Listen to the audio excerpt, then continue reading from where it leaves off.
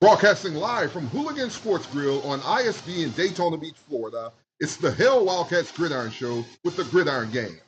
Fellas, let's flip the switch and do this.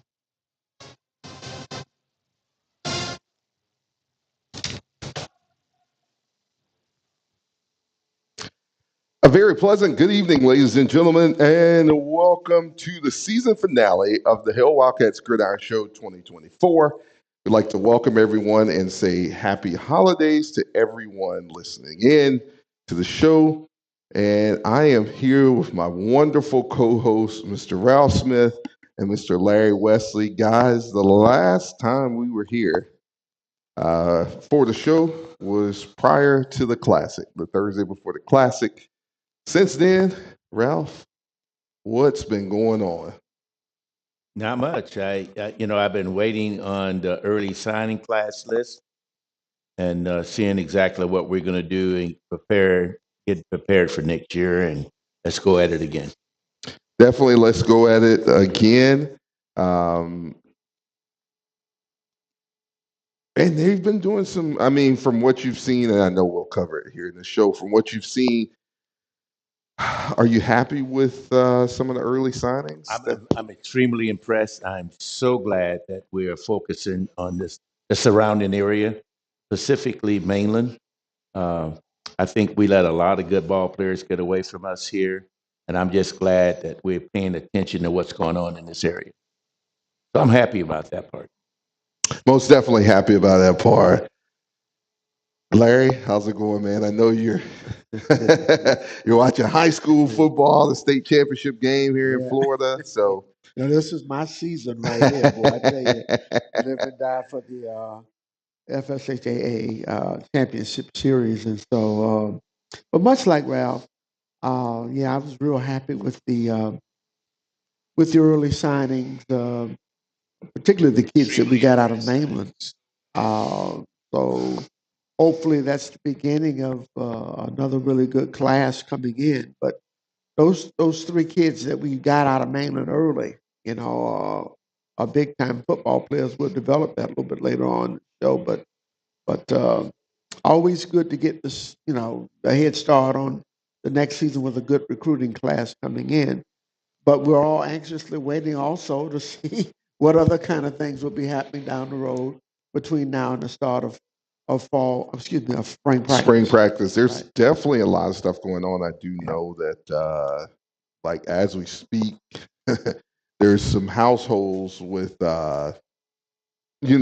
Bethune-Cookman coaches sitting in there right now, guys being recruited and things of that nature. Then we had the portal open just this, this past Monday. So they've been busy with looking at guys in the portal and, Well, the other part of you're not only looking at other guys, you're looking in to see who's leaving from you. Right, definitely. Recruiting your team, your roster again. Right, so definitely. It's a different. All you need to know about how different it is right now. Today, they announced Bill Belichick as the head football coach. How about that? North Carolina, man. I had to touch myself to see if I was still in America. I would have never seen that coming. Man, and he's getting a pretty penny. He is. As we knew, he was. Yeah. In addition, his son is coaching waiting. Yeah, coaching waiting, definitely. Yeah, definitely. So how that is. We'll see how that goes, man. But it's glad to have you guys back for our season finale. And let's go into it, guys. Let's go ahead and recap. Welcome to all our fans out there in our watching and listening area. We're glad to have you here on this Thursday night coming up to the holidays. Hopefully everyone's well. While you're watching us, also, you can tune in to the state championship games being held down at Pitbull Stadium down there. Absolutely. And as you said earlier, they had a familiar face, familiar to us, flipping the coin down. Yes, they did. Down there today with Coach Simmons. Look for that roster to be very different and for that football team to be very explosive. Definitely. So. Kudos to Willie Simmons. Great job. He's earned the He right. earned it. He did. Yes, he has. has earned it. So, guys, that'll take us right into our SWAC recap, final standings. We do know coming up this weekend will be the Celebration Bowl, where the SWAC champion, Jackson State, will take on South Carolina State for the HBCU National Championship game. What are you guys looking for in that game? Well, Really, you know, do you really want us to tell you the truth? Yeah, I want the truth. I'm picking South Carolina by 14. By 14. All right. Yeah. I want somebody to shut Jackson State up. Okay, that's I don't think that's possible, Yeah, but well, if not that, then turn the water off out there. Do something. I'm so sick and tired of hearing them. And it's a championship game, but I really, to me, I see our representative Jackson State really being a one-dimensional football team. And I don't know that that's going to get it done against South Carolina State. We know we played the Bulldogs for years, so we know their disposition. And I'm just really hoping that that South Carolina State does do their thing on Saturday. Yes, definitely. So definitely. So we'll see. Any early predictions? I'm with Ralph. I got SC State by 2 touchdowns. All right. There we go. So, as we said, going in our final standings in the SWAC, in the East, Jackson State 8-0 in the conference, overall 11-2, as of course they are our SWAC champions for the 2024 season. Alabama State finishes 5-3 conference, 7-5 overall. FAMU comes in 5-3 conference, 7-5 overall.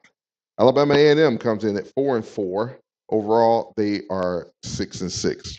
Our Wildcats finished 2-6 overall. We finished 2-10. Mississippi Valley State finishes 1-7 overall, 1-11. In the West, Southern, who was defeated by Jackson State for the SWAC championship, finishes 7-1. Overall, they're 8-5. Alcorn State comes in at 5-3. Overall, 6-6. Texas Southern finishes 4-4. Conference 5-6 overall. Prairie View A&M 3-5. Conference 5-7 overall. Grambling State 2-6 overall, 5-7. Arkansas Pine Bluff 2-6 overall, 3-9.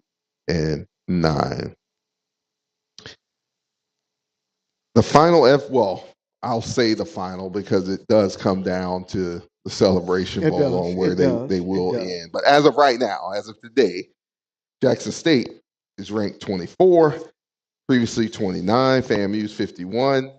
They were previously 51. Southern 64, previously 60. Alabama State 69, previously 70. Alabama A&M 82, previously 83. Alcorn State 83, they were previously 87. Texas Southern 95, they were previously 95. Prairie View A&M 100, previously 101. Grambling State finishes 103, previously 102. Bethune-Cookman finishes 119, we were previously 120. Arkansas Pine Bluff comes in at 123, and that's where they remain. Mississippi Valley State comes in at 124, and they were 124. And I think, what was it, 129? 129. So, hey. Yeah. Bottom. Can't get any lower than that. No. And how about Darold? I mean, Mississippi Valley getting rid of their head coach. Well, I know. So there's there's nine openings, not just in the SWAC, but I mean, there were 9 openings HBCU wide. Yes. So yes. Yeah, it's crazy. I mean, it's like if I didn't know any better, I thought Donald Trump had got them head. Right. It's shaking up HBCU. We got asked a question online. Why are you guys not pulling for the SWAC team? I mean, realistically, you can pull for whoever you want to pull for. It's just, I mean, I think you were being realistic in saying that's not a feeling thing.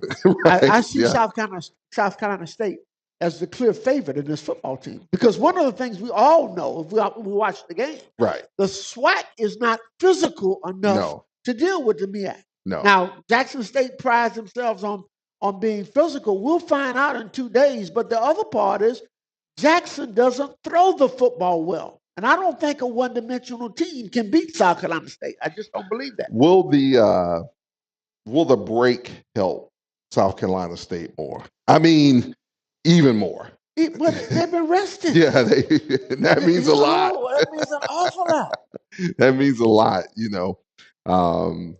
shoot, I mean, it's the same thing with, if you really look at it, look at what Georgia had to battle Georgia Tech, right? Until quite a few overtimes. And then come back the next week and play Texas in the, SEC championship game. That wears on you, man. But when you look at football games, and I think this needs to be a clear distinction that's made about SWAC and MEAC football. The MEAC has always been a line of scrimmage league in the trenches. The SWAC has always been more flair through the air, a lot of fluff or what have you, and scoring points, right? Big time stuff, not a lot of defense. And so when you get matched up with a physical football team, the likes of someone like South Carolina State, we saw what they did a few years ago with Dion when they came in there, and what South Carolina State did to Shadua and those when they were freshmen. So it's going to be a physical football game, and we'll find out whether or not Jackson State really can live up to the moniker that they're that physical. I know they're physical in our conference, but we're pretty weak conference. Tell me something. I mean, there's nothing to write home about the SWAC as far as the totality of the conference. So we'll find out on Saturday who is the big dog. Definitely, we will find that out. Who is the big dog? Another thing to add to that, I thought the two teams that Dion took to the Celebration Bowl was much better than the team that's going now. And he got handled pretty easily. Yeah, I mean, if you go back and look at the game, I mean, we played against against Jackson State. I mean, you make some adjustments, that might not even be the team in the in the Celebration Bowl. No doubt. And we sat right in this room that Thursday night and watched the most physical football game I saw in HBCU between North Carolina Central and South Carolina State. There was some hitting going on in that football game, some striking, some physicality. I don't think that I've seen that kind of activity in the SWAC this year at all. No. We'll see, guys. We'll see. I want to give a huge shout out to a couple of our Wildcat guys while we're on the SWAC and talking about the SWAC guys. 4 our Wildcats take home SWAC postseason awards. First up, Anthony Frederic, first team punter, all SWAC punter, makes first team. And that's a huge accomplishment. It truly is. And he was special the entire year. He was definitely special the entire year. We got him coming back for another year. Do. So we definitely that's one kudos right there. Yeah. Right. Absolutely. Right. And it's about retaining those guys. I know we'll get to that during our, to finish up our State of the Union, but to have a player like that coming back who could change the field for you, is huge. Then we come back to our freshman, man, Mr. Dennis Palmer Jr.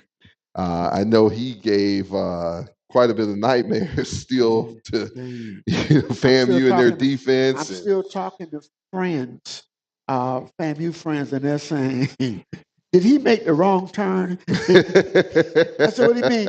He said, he was the one football player I saw on your team. He said, how did he get those little coming? I said, man, listen. I said, the dude is the real deal. And just think, we didn't get him in the No, we didn't get him, game 5. Early on. 5 games. 5 games before he got in to start playing. there was some big time, Wildcats working on getting him here, and it happened. And we are so glad to have him here. Finished the season with 800 yards. 800 yards. Yeah. And Like didn't play the first 5 Right. And they played the first 5 Right. games. That's what I'm trying to say. That's huge. Was the SWAC Player of the Week coming out of the Classic after the Classic? Yeah. Many accolades for Palmer, man, and it's early. So 159 carries for, like we said, almost 800 yards, 4-point yards, 4.4 yards a carry, and like you guys said, half the season. So yeah, and I mean runs with a purpose, downhill, physical, finishes runs, catches the football well. I mean, he's a complete back as a threat. Oh yeah. And to go back to Frederic, man, young man had 2,840 total punt yards, which on 66 punts, which is the most. Well, look at our offense. So he had to punt it a lot. if you want to kick, you can come to cook with our offense because we do a lot of kicking. Okay?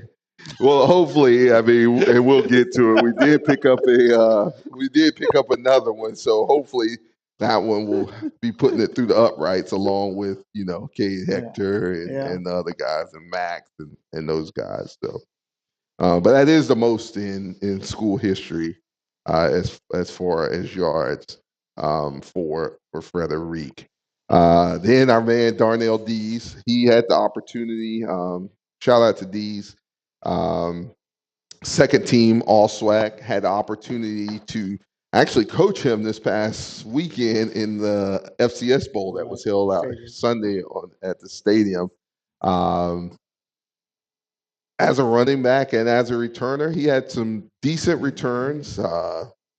His team didn't fare so well in the All-Star game, but he had a lot of fun out there, and hate to see D's go. I really was hopeful we could get him back another year because the job he did for us this year, Did an excellent particularly job. in the return game, he got most of those yards on his own. Okay, Yes. there wasn't a lot of blocking going on that freed him up, schemes that freed him up. Right. He had to make those yards on his own, and He he did. did a great job. He did, and on the season, 24 kicks for 592 yards. He averaged 24.67 yards per return. We're gonna really On a special teams that was not not great. Yeah. No. Let's be honest. 2 That's touchdowns on the season. And go back to the Western Michigan. The game. Those 2 touchdowns he ran. Right. He created that on his own. And that's what I told him Saturday because, we had a middle return on it. I say, bro, he ran in the middle, and of course it was just like what happens usually on right. Something he's familiar with, right? So I say, man, act like you're going in the middle and do what you did in Western Michigan. And when he did that, it was almost like he was being pushed out of bounds, and then all of a sudden he goes 10 more yards up the field. And I'm like, there you go, right there. So shout out to D's on making second team. Then my man Clayton Thomas Jr., our long snapper. Boy, he's special. I mean, man, I tell you, One of the most overlooked positions on the football. yes, team. indeed, he is Ralph. special. And Yes. the most Telling important you, he guy. really Yeah. is. And you look at it because it's not just long snapping. When he snaps the ball, then he releases downfield, and he has some tackles He on gets this down season. the Yeah, field. yeah, He's an athlete. Okay, he's not just a long he snapper. is. He He's is. and a good-looking kid. He is. Physical specimen. Yes, he touches the ball almost as much as the center does because you got to snap on punch, you got to snap on field goals. We was pointing a lot. Extra point. So he touches that ball a lot, and huge shout out to him. Then again, Anthony Frederic, call his name again. Box the row, All-American team honorable mention. So we're losing. He just had an outstanding. Yeah, he did. And our freshman lineman, how about that? Man, how about that? Takeo Schultz, Yes, man. sir.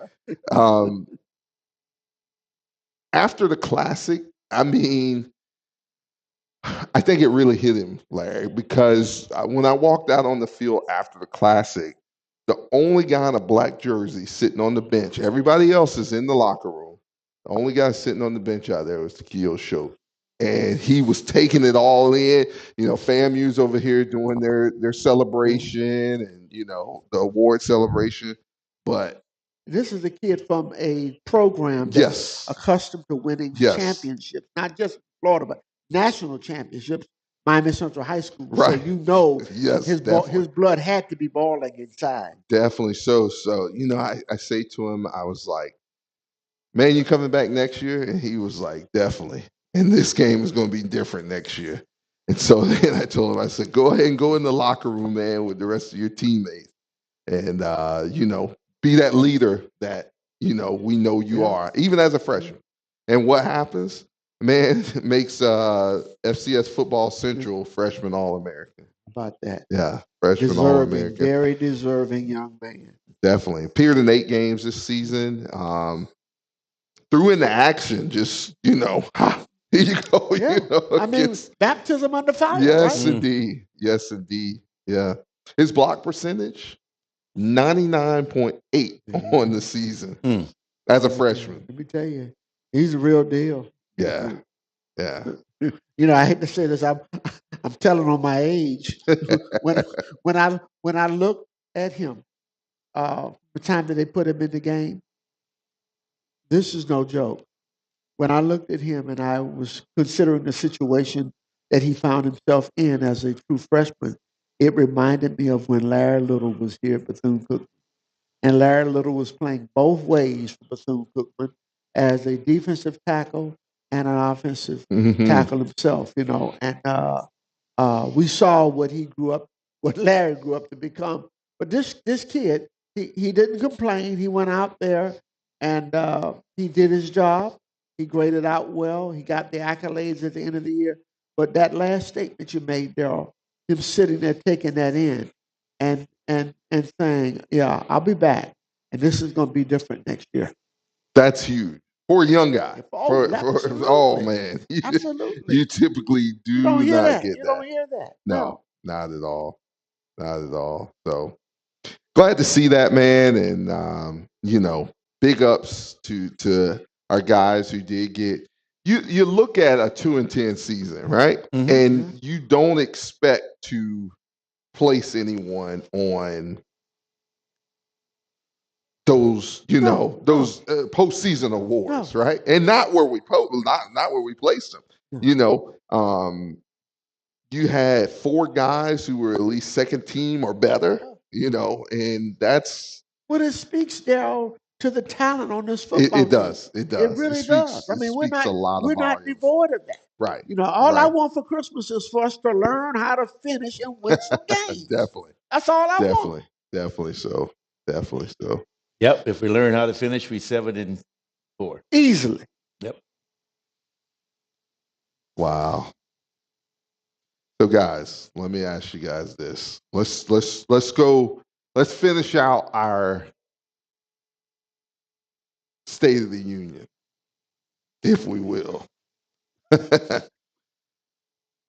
Are we ready for, now that, you know, we talked about it prior to the portal opening, and now that the portal's opening or has opened, and you see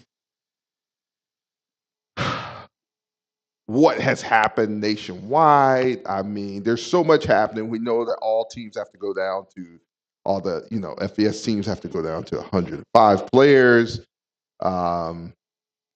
You know, a lot of players are discussing NIL because, as we said, we know that's what runs it all. You know, that's what runs it all. You can't, to put it in better context, as we started out talking about, you got to give Bill Belichick at least $10 million a season if you're giving a quarterback, let's just say Shadur Sanders, $6 million, or that's what his NIL value is. So Yeah. it's just. And the game, I was watching First Take this morning. The game has so changed at the collegiate level. It's being run like a business now, and so nobody could think of Bill Belichick wanting to come to coach in the college rank. But everything about the college game today It's looks just like like Sunday. Yeah, literally, It's Sunday and Thursday nights. You got to have a general manager. Yeah. The whole 9 yards of managing. Your players, managing your roster, and so the NIL is the game changer. And it's not as easy. Unfortunately, it's not easy at all like it used to be. And And Daryl, what do these kids want to do today? They want to get to the level. They want to get to the level. When you think about all the jokes being made about the ACC conference and the portal opening, these kids want to get to the next level. Here's the guy being considered the greatest NFL coach of all time. Right. You think they're not going to take a look at North Carolina because he knows how to get them where they want to go? Come on. Please. Jump man on your jersey, your shoes, all the above.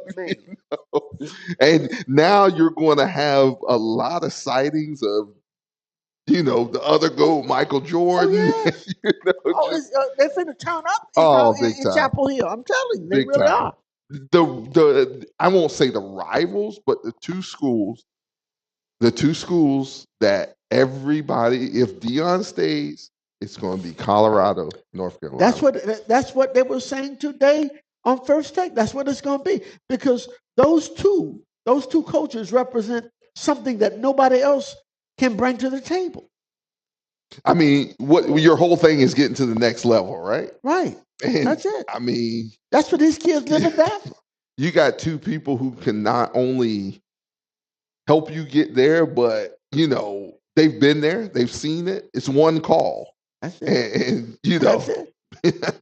So it's instant validation. It is. It is. We got a comment here in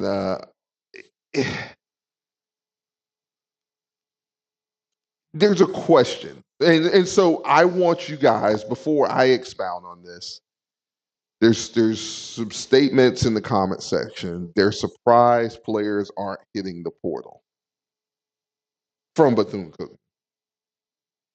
I'm not. I'm not either. I'm not either.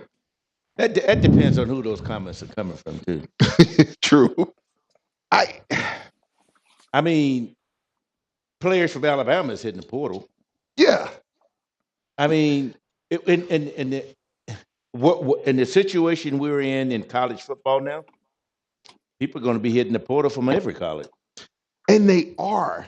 And like you said, especially with the down to 105 players if you're at FBS level. So if I from Bethune-Cookman go in the portal, I'm joining. And don't get me wrong. There are, so far that I know of, there are two in the portal that I know of. One from the defensive side, one from the offensive side, that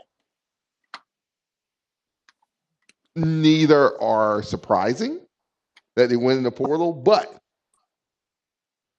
everyone has to know before you get in the portal, you've already got to have another place outlined. Yeah, pretty much. You would hope so. It's almost if you were working a job. You don't quit a job until you got another one. Right? And that portal closes the same way. December 8th and doesn't open for another few months. I'm sorry, December 28th. Right. It opened December 9th, closes December 28th. So, I mean, yes, is there still time for them to jump in the portal? Yes, but you also have to wait that once you jump in that portal, if you love your scholarship that you're on now, then you might not have it. It giveth and taketh away. Does. Okay. And you need to understand, this is not some knee-jerk. It shouldn't be considered a knee-jerk type of decision. No. Because you can actually get yourself out there and have no recourse to get back. I know one player who was considering it, did go, and has already withdrawn his name out of the portal. And his concerns that he had were valid, I would say they were valid, but I think you address those prior to jumping in the portal and see if they can be worked out. Because as soon as he did jump in the portal, that situation was worked out. But again, and our coaches have to do a better job of sitting down talking to these young men, because you got the street lawyers that's talking to them, and Right. Yeah. you got to get people talking to them. Their parents got to understand is that if you don't have a place already lined out and they already It's want bad, you, bad. it's not a good deal. It's not a good deal anyway. I mean, at all. And we have to hear, and that's why, as a part of our state of the union, we got to continue to keep our NIL up, get our NIL up. It doesn't take a lot. Okay, for instance, let me tell you guys.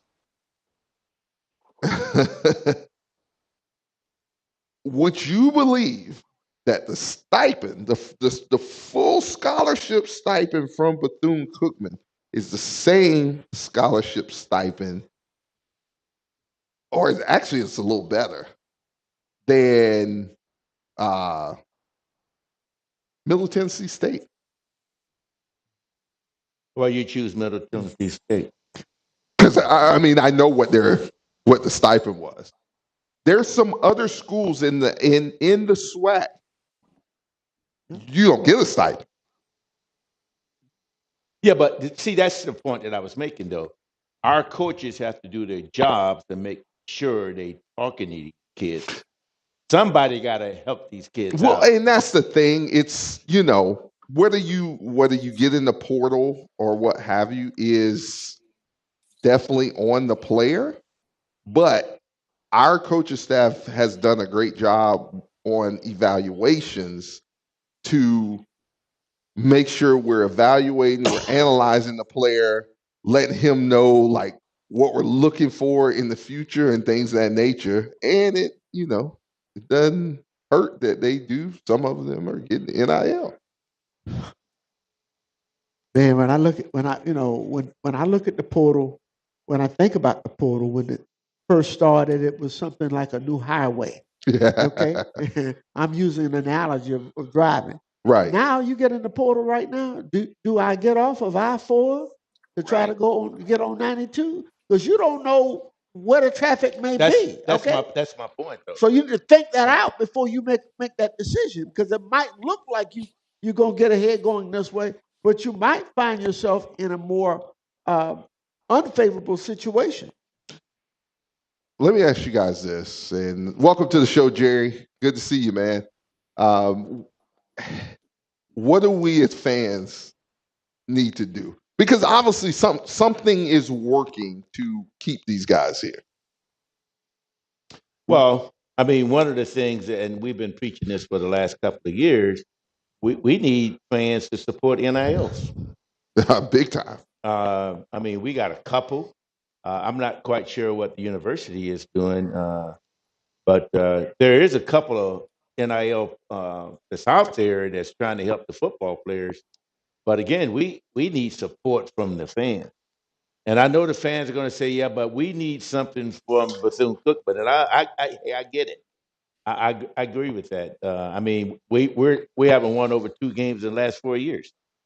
We won 3 last year, but I understand what you're saying. But yeah, it 2, is. 3. I don't see that. You have to. Yes, but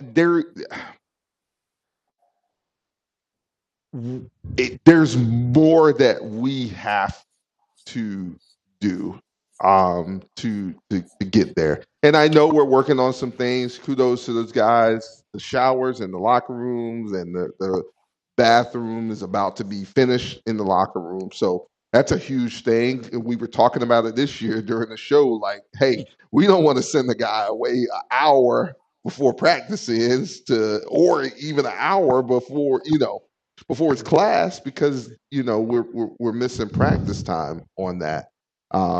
So they can shower and go straight to class from the locker room there. So again, when I said coaches need to do their parts, but the administration has to do their part. Yeah, it's a program thing, and when we talk about a program, it's a school-wide thing. Institutional. Everyone has to work together to make it better. And the issues that we're talking about are not just the issues here at Bethune-Cookman. Oh, that's all over HBCU. Oh, it's all over. It's all over. And even outside of HBCU, but more pronounced, I think, in HBCU, because we are always tight on budget as it is. Yeah. So, Jerry, you on with us?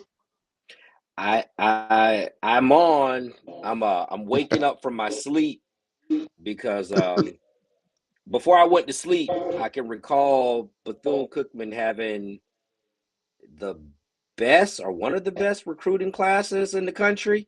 And then I just woke up and it seemed like in my sleep we only won 2 games this year. So I'm just excited about the season that's ahead of us and looking forward to going out and competing for a SWAC championship. So y'all talk about what did I miss? What did I miss over the past 4 months?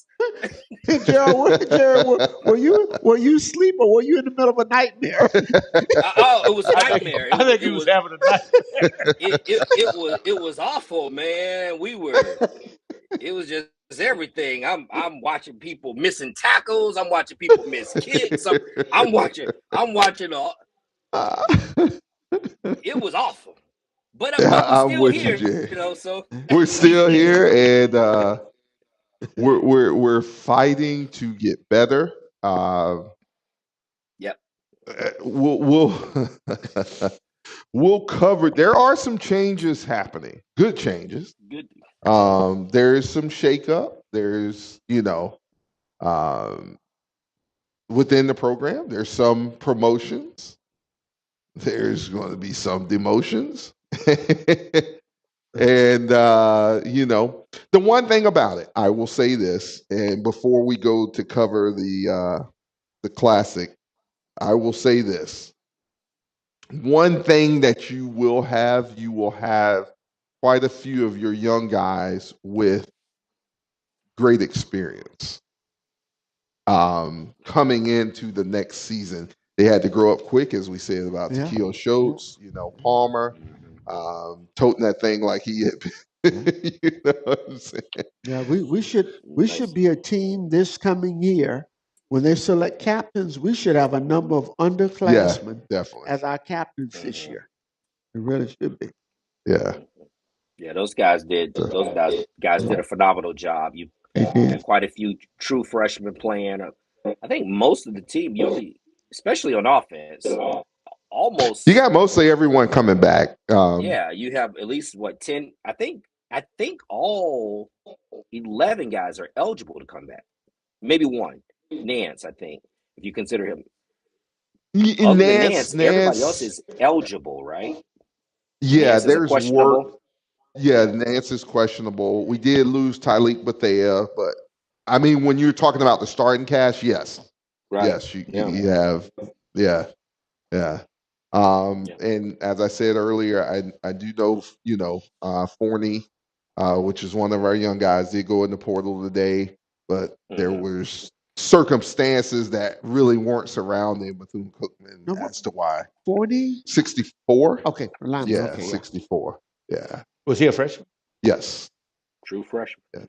Yeah. When Forney and Melvin Plunkett and Schultz, when they actually got in, the offense, starting on the offensive line, you actually start seeing the offense actually move the ball a little bit better. So that was encouraging to see, and some things to build around for the future for sure. Definitely. So, like I said, Larry, he, Eduque Brown. Unfortunately, we lost Eduque to the portal. He was planning to get out early. Yeah, he has gotten. Good thing he has gotten another offer. Oh, good. Okay. And just if you really look around the SWAC, there's a lot of SWAC players who we played against who are getting, and there's one or two who we didn't play against who are getting like huge look.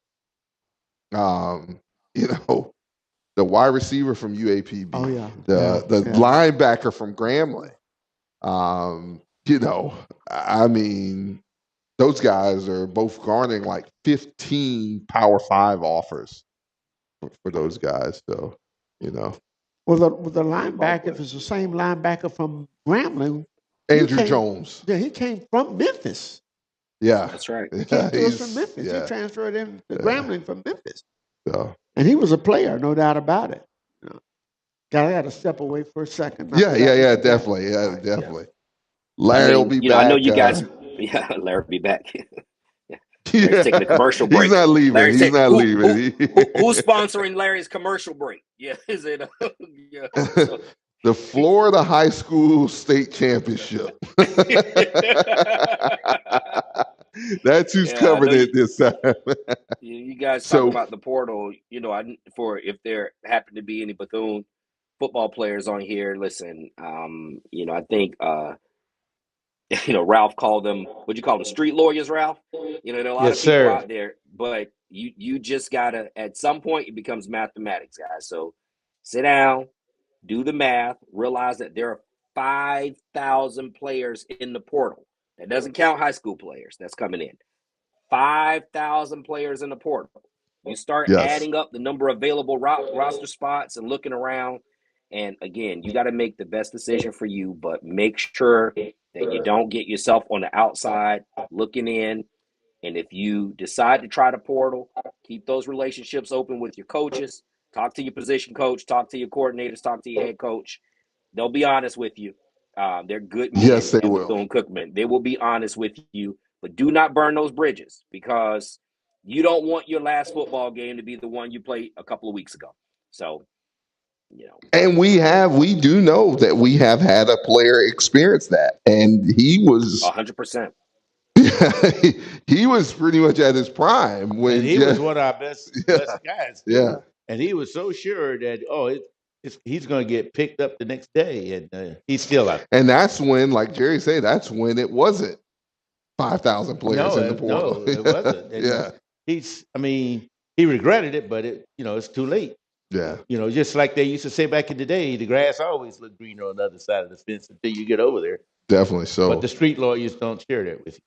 No. There's one thing that we do have to look at, and I see the comment section over there. One thing about South Carolina State is, and it's the same thing as Mercer, when you have a number of players who follow a coach somewhere, perfect example is the Mercer example, but another one is Marshall.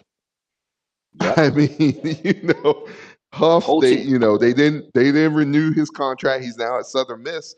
The whole team went in the portal. Yeah, I tell you something else too. Western Kentucky is picking up a lot of kids. I looked at the portal today. I saw at least 20 kids that are transferring to Western Kentucky. So I just assumed that whatever coach that they were playing for is also at Western Kentucky.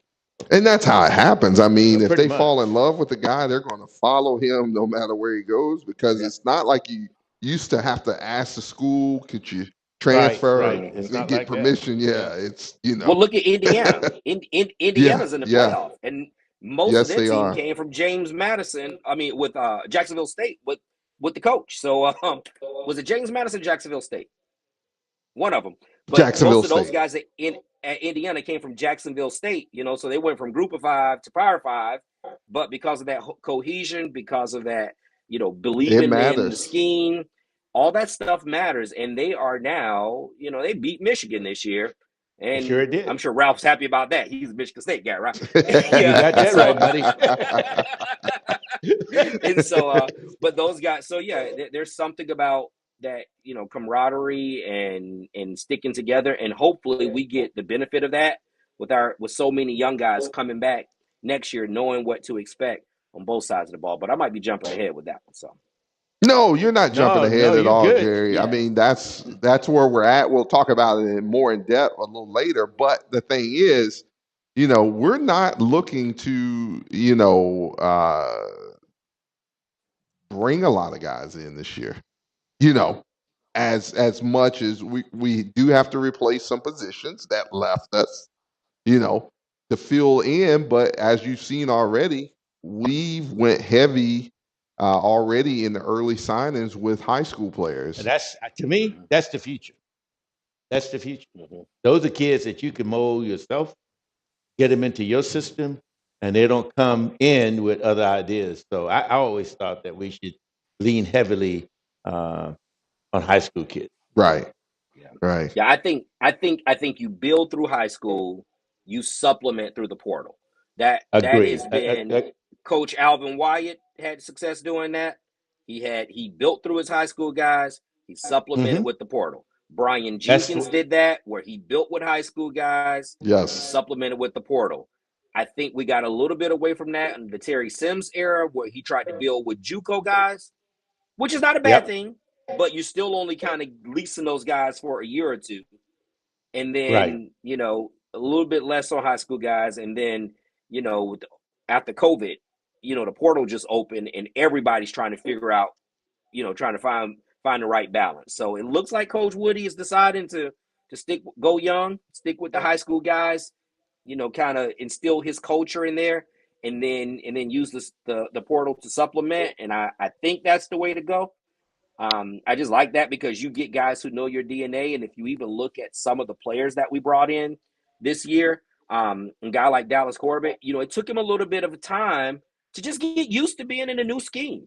But towards the end of the year, the guy produced, you know, he started to produce, and you start to see why he was a blue chipper.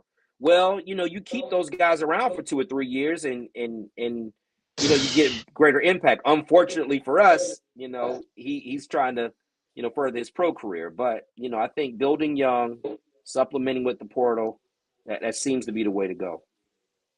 And he's doing a good, well, he started out doing a great job of it already, Jerry. Dallas Corbett was the national team MVP of the FCS Bowl, defensive MVP of the FCS Bowl. On one series, he had every tackle on that series on this past Sunday, and he even stopped the 2-point conversion, got a sack. So, yeah.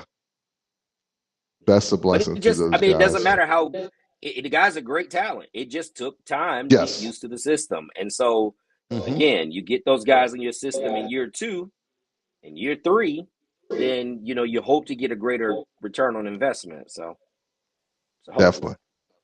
So. That's where it should work. I think that's the path we're leading, and I think that's the right path. Guys, let's go into Florida Classic. 38 points in the Florida Classic. Dennis Palmer, Malik Houligans set career highs, highest score in Florida Classic since 2008. Ralph, I know you and I were in eye contact at the game, and tell me what you took away from that football game. You know, I saw our offense run some things that they hadn't run all year. I saw us miss some things that we have been missing all year in terms of recognizing what we were trying to do. But I was kind of fired up because I still think we should have won that game. Yes. I just, you know, the last 3 games of the season, we was off 3 points, and those 3 we should have won all 3 of those games. I don't know. I was somewhat disappointed there. Those are games that we should have won, and then we should have beat Ann. What was, I don't want to say a game changer because it did go down to the end, but what do you take away? What was the difference in that game?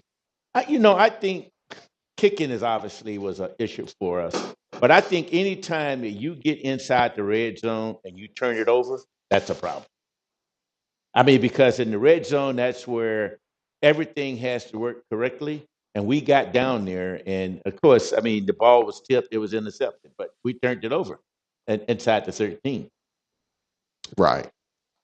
I don't like to say that we put the whole game on the kicker's shoulder because it shouldn't have even came down with us needing the kicker to kick the field goal for us to win the Classic. because we blew some other opportunities. I felt. The biggest hurt was I think the 70-yard run to the short side of the field. I really didn't want to discuss that. It was a It part wasn't of the just game, that run; right? it's that whole. It was that sequence. The whole sequence. You're right, Jerry. Because remember, right The before whole- then, we got the turnover. Yes. Remember, we got the turnover Yes. on our plus side, 4 straight And runs, turned it over. 4 and out, defense flat, and then Daryl, see, I just set you up perfectly. I was to the short side of the field, pretty untouched. I mean, it Good just. night. By the way, there was a man there who had an alley to run. I mean, but he conveniently he chose the wrong alley. Jerry set it up, and then he came back and got the tummy gun out. Listen, like, I mean, you hear linebacker coaches and safety coaches, they talk about a triangle and meeting the ball carrier at the apex, right? You got 3 points, you, the ball carrier, and where you meet in the hole. You had an opportunity to make a play. You just refused to meet the guy at the apex, and you tried to wait on him to come out the other side, and he was 70 yards down the field, and you might as well have been up there with the band with Mr. Wells. That was a bad look. That was an extremely bad look. Because there's no way that guy should have ran on the short side of the field 70 yards. Yeah. I mean, but our defense have given up plays like that all year. Well, it takes me back to, for a moment, it takes me back to the Southern game when, Yeah. Don't even mention that game. We went to 5 overtime. They ran the same play every time. Southern. And every time they ran it, they. I don't know. I was hoping you wouldn't get into that Southern. But he did come back. That player did come back and get an interception to give you the ball back. Well, at least it felt like the Florida Classic next year. I'm trying to tell you. It was a great atmosphere. It felt. I couldn't believe you came with that one. Daryl, I'm trying to help you. You surprised me. Hey, you helped Daryl out. This year's Classic felt like the Florida Classic. Everything. It did. Everything surrounding the game, in the stadium. You felt the energy was back in the game. It was. And that was great. It was. That was great. And then, so. I think people who decided not to come to that game, they actually missed probably one of the best Florida Cats classes we've had in the last 5 years. Yeah. Absolutely. That was really a good game. It really was. Yeah. And our guys played well. I mean, they did. Their play. We left plays on the field, but that was certainly from an offensive standpoint. I thought it was the best game we played all year offensively. Kudos to those guys for getting it done. Defensively, it's you start to scratch your head, right? Because one of the things we've heard Coach Woody say is we got to finish. We got to finish. We got to finish. You understand why he's saying that because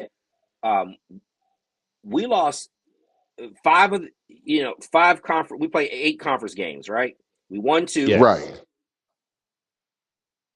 We won 2. We got blown out in 1 by Alabama A&M. Wait, my math is wrong. What was wrong? No, you're right. Yeah, so 1-2, Alabama A&M. That's 3.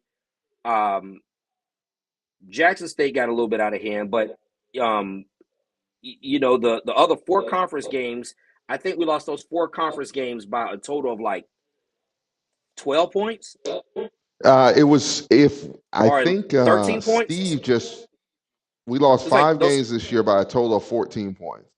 5. So the Clark Atlanta game was one of them, right? And the Clark that was a 1-point game or 2-point game? 1-point game, right? 1-point game. 1-point game, which means that those 4 conference games are 12 points, right? So you lose 4 conference games by a total of 12 points. That's Florida A&M, Southern, Texas, Southern, and then Alabama State. And so you're talking about 3 One's the West representative. FAM's the defending champ. Alabama State was the preseason favorite to win the whole thing, and then Texas Southern. So, we're not talking about Pine Bluff and Valley and all. You're kind of dealing with the upper echelon of the conference, and you lose 4 conference games by 12 points. And you say, well, we're close, right? We're right there. The problem is, if you go back to last year, we kind of having that same conversation. So what does it take, like this offseason, when you look at the Classic and how well we played offensively, but defense was just a little bit off, some special teams kicks that we normally make, we didn't make. It's almost like, how do you pull it all together, right? So when you have your best offensive game, you don't play so bad defensively that you can't, offset it. That's going to be Coach Woody's task. Is you had 2 years now, and we see that you can get guys close. How do you get over the hurdle? And I don't know if Putting it's just, people, go ahead. I think a lot of it is, to answer some of your questions, putting people in the right positions, and that goes from upstairs. I mean, that goes coaching staff to player wise. It also means beefing up, because yes, we did. A lot of the reason that a lot of the freshmen played on the offensive line was, which turned out to be a great thing, because we can count on them from here on out, is injuries. And we have to beef up both sides of the line even more. We did, we went at it, but it didn't take like we wanted it to take. So now it's, beat the door down. That's our biggest need. Can I ask you a Along with question? tight end, linebacker. Yes, sir. Can I ask? I always get, like, I'm not saying you're wrong, but that when I hear that answer, that always concerns me. Like, because I think just doesn't matter. It's not a Bethune-Cookman thing. It's across sports. Anytime a team Yes. have a losing record, the first thing they say is, we got to get bigger on the offensive and defensive line, right? That's kind of the default. But modern college football, defensive linemen, 250 at defensive tackle, and that's even at the Power 5 level for some of these guys. And so I guess my question is that when you look at how many players that we brought in over the last 2 years, isn't that kind of the guys that we're handpicking and the style of defense we want to run? And then on offense, it's not like, guy like McElpain gets hurt. He didn't get hurt because he's too small. He's 300 pounds. He just got hurt. Right. So again, it's not like that is wrong. It's just sometimes it's like, I hear coaches say this, and it's less about you and more. I hear that's kind of becomes coach. Oh, we got to get bigger. Well, you recruited the guys. It's your strength and conditioning program. It's so at some that well, to me, and yes, I would agree with. You gotta, right. Guy got hurt, and it's like, I don't know about getting bigger at the offensive line. What does that have to do with guys who play on the back end not wanting to meet the guys in the hole? Right? See, defensive line did his job. I agree with you. You gotta alley the rundown to put your face mask and tackle somebody, and you're not doing that. I don't care. Now you can get a big dominant defensive line who's just winning, and the guy never get to the second level. Everybody wants that. But you watch so many of those plays when you break them down, it's like a bigger defensive line don't solve that issue. A willing tackler solves that issue. So, well, you gotta, yeah. Within that, it's, yes, you gotta have offensive line, you gotta have a defensive line. Yes, we went out and recruited those, but you have to, once you get them, they can't not stay the same size that they came into. Number one. Number two, you have to make sure that you're doing your best to keep them healthy.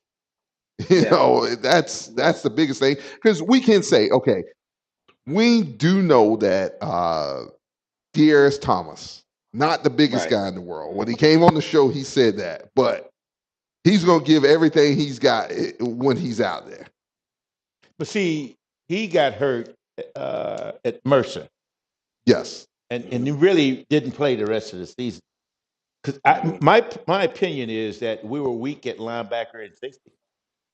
The two positions that should be good tacklers was not very good tacklers. What I'm hearing is, and not from you guys, but what I'm hearing is a lot of those guys play hurt the whole season. And so everybody play hurt. Everybody's hurt. And so here's my thing, right? Okay, so in the midst of all of that, if you make a field goal against, in some of these games, you win the game, right? Right. And so if you, remember I showed you guys a video, we won't call anybody out.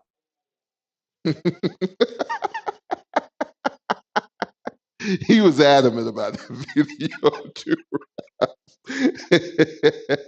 Go ahead, Jerry. Sorry. Oh boy. You still there, Jerry? Yeah. Okay. I am still here. We got you. Okay. What I'm saying is, this is what I'm saying. Sometimes the more resources you have, the better. We understand that. And I mean resources about being bigger, having nutrition, better weight program, better players. Of course, all of that's true. All of that's true. Sometimes that stuff is out of your control, right? You have what you have. And this is what you're coaching. At some point, we use the excuse of everything else has to change instead of we got to figure out a way of what we can control in the house to develop that, to get that over the hump. I'm not pretending that I know what those answers are, but I'm saying there are things that I see. I'm saying that's within our control. That play call is in our control. Those drop passes are within our control. Those misreads are in our control. Not trusting our eyes, in our control. So all those other resource things, of course, the better resources you have, the stronger your guys are, the better your nutrition, you get to offset a lot of things, and that can help you. We need all those things. I am not discouraging that. I'm also saying, equally true, it seems to me that there are still a myriad of things that are within the control of the guys in the locker room and the guys upstairs that can take that small little incremental next step and get major, a significant boost. And, so instead of transferring it on to the fans to get, we want to do our part, but there's some things it seems like there's in the locker room that can get just a little bit, maybe incrementally better to get better results, or am I being too harsh in my assessment? No, I think you did. No, I think you're right, and those things have been heard and are being worked on. Yeah. Okay. Yeah, they're being worked on. So we just gotta wait the spring to. Gotta wait the spring. I'm not. Are you holding your breath, Ralph? You holding your breath, Ralph? Pretty much. I didn't want to say what I really wanted to say. Yeah, he did not say what he really wanted to say. I heard you. I heard you. For 13 days, Ralph went fishing. Let's just put it like that. So, Florida Classic, Cam Ransom finishes 11 for 21, 196 yards, touchdown, interception. Malik Huggins had a great day, career high day in the Florida Classic. We're looking forward to him coming back again next year. 7 receptions, 177 yards. Also a punt return, 77-yard punt return. Mr. Palmer, 37 carries, 178 yards, 3 rushing touchdowns. Good. What a guy.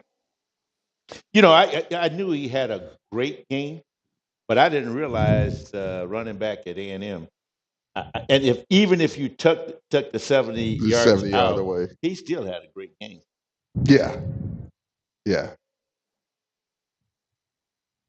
So, team stats for the Florida Classic. FAMU, 484 total yards. Bethune-Cookman, 416. Passing yards, FAMU, 180. Bethune-Cookman, 233. Rushing yards, FAMU, 305. Bethune-Cookman, 183. Penalty yards, FAMU was penalized 9 penalties, 57 yards. Bethune-Cookman, 6 penalties, 64 yards. First down conversions, FAMU 23, Bethune-Cookman 19. Third downs, FAMU 6 for 12, Bethune-Cookman 8 for 15. Fourth down conversions, none by FAMU, Bethune-Cookman 1 for 2. Time of possession, FAMU 35 minutes, 23 seconds, Bethune-Cookman 24 minutes, 37 seconds in a 3-point loss. All right, real quickly, guys. Can I shout out somebody from the Florida Classic? Man, do your thing, bro. Andrew Vollmer. Yes. That kid had, not only did he had a really good Florida Classic. I know Quan Lee is a Florida high school legend. Anytime Vollmer was on him, he was locked up. I think Vollmer had one bad game, one game against just a good offensive passing team. But other than that, I thought that kid had a phenomenal year. The Classic was another great game that he really held his own in man coverage. He held his own no matter who was in front of him. But, he really, shout out to Andrew Vollmer. He had a really, really, really good season and a really good Florida Classic. He did. Another one of those guys who played in the FCS Bowl the other day and had a great game in the FCS Bowl. Did he? Yeah. Had a really good game. Same for Caleb Blake, had a great game. In that that's my guy. Also. Yeah. Definitely so. Guys, let's go to grading real quick. Florida Classic, offense, quarterback. He was 11 for 21, so I'm going to give him a C. Larry? I'm going to give him a D. I just thought we left some stuff out there. I really did. I thought we missed some things that in a game like that you can't miss, particularly when you are the underdog. And I'm not putting it all on him, but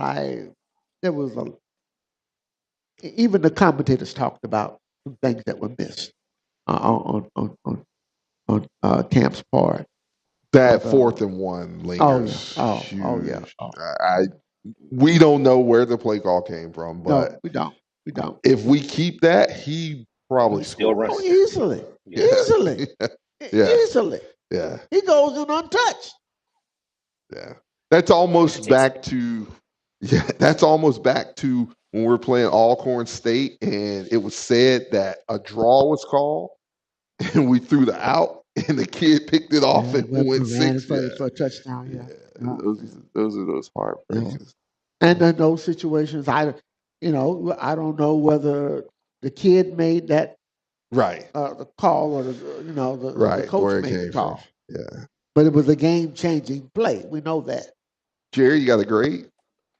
I don't like doing the grades, but yeah, at that point of the season, you got to take ownership. And even if that was called, you got to see that and be able to But I thought Cam played better than I would give him a C+, even a B-. I think he just is who he is. We understand that. He's one of those guys. He's going to leave some plays on the field, but he's also going to make some for you. And so I would actually give him a B-. I thought he was a little bit, slightly above average. So not above average. His performance was on the high end of average, going towards good. So I thought he played. Okay, and I've just learned Cam's going to miss some plays. He's going to make some plays. That's what you're stuck with. You see what Jerry's saying. But for me, I'm teaching this class the whole year. Now, I expect by that time get better, right? Literally. And if we're talking about going into the season next year, he's a seasoned quarterback. He's a veteran. Mm-hmm. He's got to become more cerebral about those kind of decisions that you have to take ownership of, as Jerry says. I mean, and you got those are winning and losing type of decisions. Exactly. Yeah. They are. I don't disagree with that. Running backs. I'm giving the running back an A, and I'm leaning toward an A+. All right. I think no question about the grade. of A. I think we rode him as far as we could ride him. Now, he was, Bell you cow. know, I mean, literally for a freshman to put that kind of duty in, I thought it was a little tired down the stretch, but we had nobody else to go to. We had nobody else to go to, so he had to, man up, which is what he did, and he made that one. If he stays inside rather than bouncing it, follows the tackle in there, I think we get home in there, but. He made the decision to go outside. The cornerback or the safety came down in the box. Perfect. We were sitting right down on it. Yeah. Jerry? Safety did exactly what he should have. Yeah, he said he was there. Wow. Imagine that. Yeah. Ralph wasn't going to let that one go. He was not going to let it ride. No, Ralph wasn't going to let it go. Hey, he said if it was a particular somebody, that's a first down, maybe touchdown. Oh, yeah. Please, let's not talk about safeties. Ralph, you remind me of the guy, one of the what's the broadcast on college football says, "How do you do?" Okay, that is Ralph who's sitting on that. Ralph, let's go wide receiver. Dennis Palmer's a stud. Yeah. Yes, he is truly very that. much so. Yeah. Very humble young man, also. Yeah. Wide receivers, tight ends. I'm gonna give them B's. All right, Larry.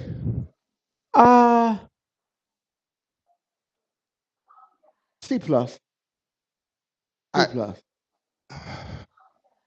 I know we didn't go to the tight end. We did not. No, we did. No, but that's not on the tight end. No, not at all. We knew that the tight end was always open in the middle, but we didn't go to it. I don't know. I think when we tried to go to him when it got tipped for the interception down there. Yeah. I thought it was the tight end we were trying to go to. The ball got tipped and they picked it. Yeah. Jerry, you got one? I give them a B. I think B for they played well. It was one of the better games as a unit between the receivers and tight ends, the pass catching unit. I give them a B. They kind of won what they need to win. B.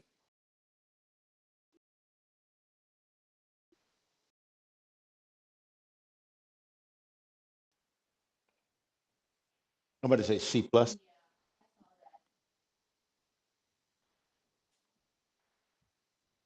Larry? Oh boy. I know exactly what he's saying. I can tell you guys not used to be being, we put a whole year worth of work in this semester. Okay, come on now, I knew exactly what he was thinking. I was about to say we should have went to green while he had to take his station break. No, we're in the final exam. You asking me for help? No, you get what you get. And I guess I'll give him a C minus. Okay. Should have been better than that. I'll give him a C minus. Yeah, we're judging the Florida Classic. On the Florida Classic, yes. On the year is one thing. Listen, you didn't hear this, Jerry. On the year, I told Ralph, they passed a rule. The state passed a rule before I retired that you could no longer retake a class for forgiveness after you've taken the class 3 times. You could not. They wouldn't even allow you to take it again. Okay, and so my thing is, we've been going through this for the whole year. Either we got a bad teacher or I got a real class that just does not get it. Yeah, it was the best game of the year. I'm gonna give them a B. Offensively. But did you all step back from the game a minute? I can understand the grade, but and it's the Florida Classic. But and everybody was talking about how great it was close. But those were 2 awfully poor teams out there, man. I'm telling you right. I'm just being honest. Yeah. I'm just being honest. I don't think it was a poorly played game. I think, in my opinion, I told somebody else this when we did on a different platform. that the Florida Classic is very hard to judge. You should never judge Florida A&M or Bethune-Cookman on the Florida Classic. We do too often, and I think that's at the detriment of the universities, of the programs, because the Florida Classic is its own ecosystem. And it just, like, teams will overperform, players will overproduce because that game, they're engaged and they will go out and do things that you haven't seen, and guys are dialed in that game. So it's its own ecosystem. I thought both teams performed better than they did for the majority of the season. I don't think FAMU was sharp this year. In Florida No. Classic, that was one of their better played games because it's its own ecosystem. And the same thing with Bethune offensively. So, I saw things offensively that I was encouraged by, but not the kind of encouragement that say, well, we can just kind of slot this into 2025 and going to automatically produce this. No, the Florida Classic stands on its own. No. Yeah, pretty much. But I mean, if you watch a lot of football as we do, but how is it we can watch games? And I'm not talking about HBCUs. I'm talking about games in general. And you see so much creativity and imagination, and yet when we play, whether it's Florida A&M or Bethune-Cookman, rarely do you see the kind of creativity or something. It's not there. It just, I agree. It leaves so much to be desired, if you would. And there's nothing wrong with copying something that somebody else is doing. Maybe I'll add that to my offense or to my defense or whatever. None of that. And that really does. It really does. Someone asked me the other day. We were talking about football history, HBCU history, and maybe it is that I got a chance to see some football back in the day. I mean, back in before integration. Eldridge Dickey's name came up. The greatest quarterback I had ever seen in my life in college. Black, white, blue, green, whatever. Dickey was that. And we're talking about 64, 65. He was that. He was way ahead of his time. And even bigger schools, PWI, Tennessee, he played at Tennessee State. University of Tennessee with Bill Battle, they were coming to watch this kid play. And they were watching the passing attack that Tennessee State was employing. We're talking about SEC school coming to see a HBCU college. And so for me, that's why I have a different expectation for the creativity at our schools. Rarely do we kind of see it like we used to see it years ago. Yeah, I agree with that. Let's go on the defensive side. Let's go D-line.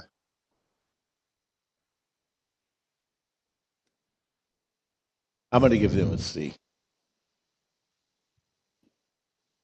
Well, I'm going to give them a C plus. I'm a C minus. We just couldn't stop the run. Okay, right. And there may be a lot of reasons why. I don't want to get into all of that, but they ran it on us really well. They really ran it on us real well. They did. They did. Jerry? Defensive line, C. Defensive line, C. Okay, let's go linebackers, guys. I give the linebackers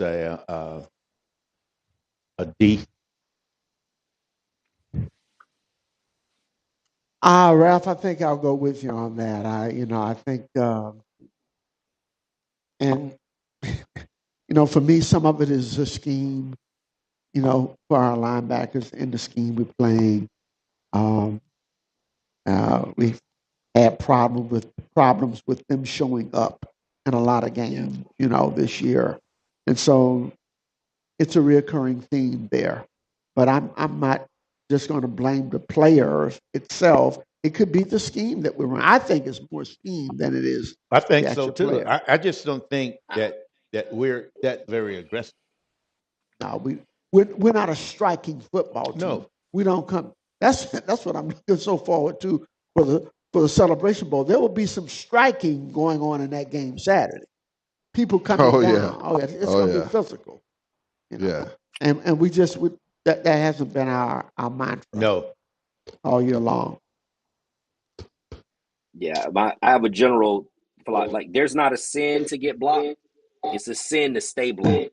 They And block. our You're right. Yeah. our linebackers stay blocked too much.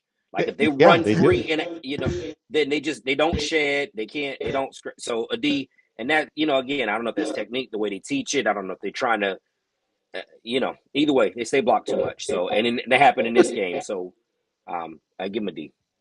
They never. I'm laughing because I'm thinking, Ralph, back in the day when we grew up and we went to parties, what was the favorite thing at the party was to get a slow drag, right? Well, these guys, our linebackers,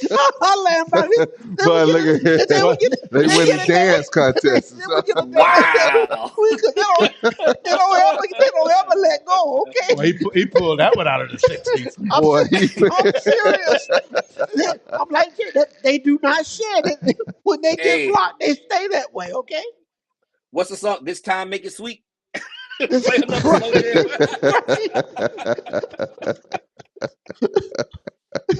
indeed. A hold me tonight, whatever you want to call it. Let's go defensive back. Jerry hit it on the head. I thought Bowman played really well, exceptionally well. Are you talking about corners, right? Well, well, some of y'all have a real hard. I'm gonna pray for y'all. It's the Christmas season, Ralph. Okay. I'm gonna give this saying. Hey, what did Oren have in the Mercer game? What they call that? Safety. Listen. Wait a minute. Between Ralph and Jerry, and Ralph and I laughed about this. Well, something you posted this week on WhatsApp, and Jerry jumped in there. Ralph mentioned a certain number. Jerry had to say, "Wait a minute, Ralph, it's the holiday season." That's why I wanted to make sure. I don't think you can lump them together like that. Yeah. It's the DBs. Well. I'll try to take a stab at it in this holiday season. Here's the thing: we play a 4-2-5 base cover 4 scheme. The reason why you play cover 4 is so everybody has eyes on the backfield, and you get an unblocked defender, which are your safeties. That's why our safeties lead our team in tackles. So the design is that you have unblocked defenders that come down, support the run. In coverage, everybody still got their eyes on it. The problem is when those unblocked defenders are not making plays in the hole, in the gap. You're not there to make tackles, or you're waiting till the guy gets down the field when you have an opportunity to engage and turn a play into a 2-yard gain. But you stop, you wait, you catch him on the other side of the hole, you catch and ride, and now it's an 11-yard gain. That's unacceptable. And so if we're saying DBs, because of the number of plays, it got to a point where I would say number 2 on them, Gassie, is matched up on, I won't call a number, and I was like, that's a mismatch. They're going to win. And next thing you know, 20-yard play, touchdown. It was egregious. So it didn't matter if it was the pass game or run game. The overall defensive backs left a lot to be desired. I give them a D-. And the only reason it's a D- and not an F is because the corners played well. He said that with force. You spot on with that, Jared, because I tell you, in that scheme and that scheme that we run, you got to have some safeties that come down. The safety have to dominate. They want to engage. Our safeties don't want to engage. They don't even want to flash. They don't want to trigger. They want to avoid the contact at all possible. You're going to reach, arm, grab. You're not going to bring a hat or a set of pads to really strike somebody. And so we've had that problem all year long. Yes. Yep. So when they, when the running back gets to our safeties, man, they're licking their chops. They're like, I'm almost home. That's why they want to include them with the defensive backs. Yeah. There's a distinction there that you got to look at. Our safeties didn't play very well this year. They hurt us actually. If we're gonna keep this scheme, you got to have some monsters back. You got to have safeties that coming don't mind down, hitting. little who really come downhill. We got better play from the safety position when the starters were not in there. Make of that what You're right. Exactly, you're right. Jerry. You're right. Exactly. You're right.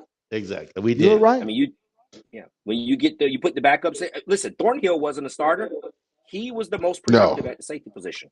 He was 16. He got down. He made plays. He was willing to engage. When 28, you put 28 back there. You put 38 back there. Those guys, 21 played back there in some plays. Those guys all got in there and played just fine. But thank you, Jerry, for not calling certain numbers. I'm